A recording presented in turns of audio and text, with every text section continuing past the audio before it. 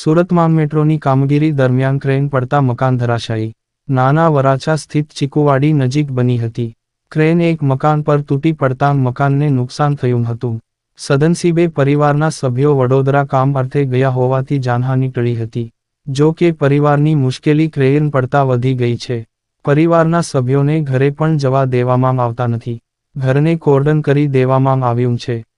તમારી અમે કાલે બરોડા હતા, પછી ડાકોર ગયેલા હતા. ત્યાં અમને સમાચાર મળ્યા કે આ લોકો ક્રેનમાં કંઈ અમારા મકાન ઉપર ક્રેન પડીને મકાન આખું તૂટી ગયું, ડેમેજ થઈ ગયું.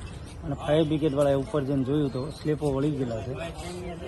આ રીતની ઘટના બની અને ભગવાનનો પાડ કે અમારા ઘરના સભ્યો અમારી જોડે ગાડીમાં હોવાથી કોઈ મોટી ઈજા જાનહાનિ ન થાય.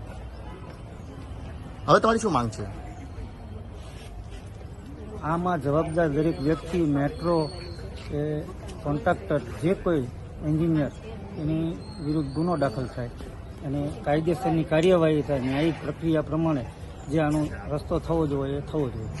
મેટ્રો વાળા તમને કોઈ સંપર્ક કર્યો છે ખરી? ના, કોઈ મળવા.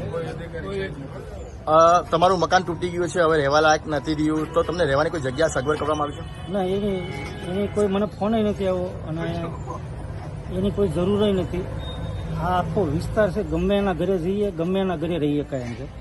મેન વસ્તુ એ છે કે તમારું પોતાનું ઘર હોય, તમે સવારે તાળું મારીને જાઓ, સાંજે આવો તો ઘર બાર વગર ના થઈ જાઓ, તમારા પહેરવાના કપડાં ન હોય તમારી પાસે, આવી હાલત થઈ એમ. પણ આપણે કોઈની એવી સહાય નથી જોતી. આપણે જે કાયદેસર કરવું પડે એ ગુનો દાખલ કરીને કાર્યવાહી કરવા.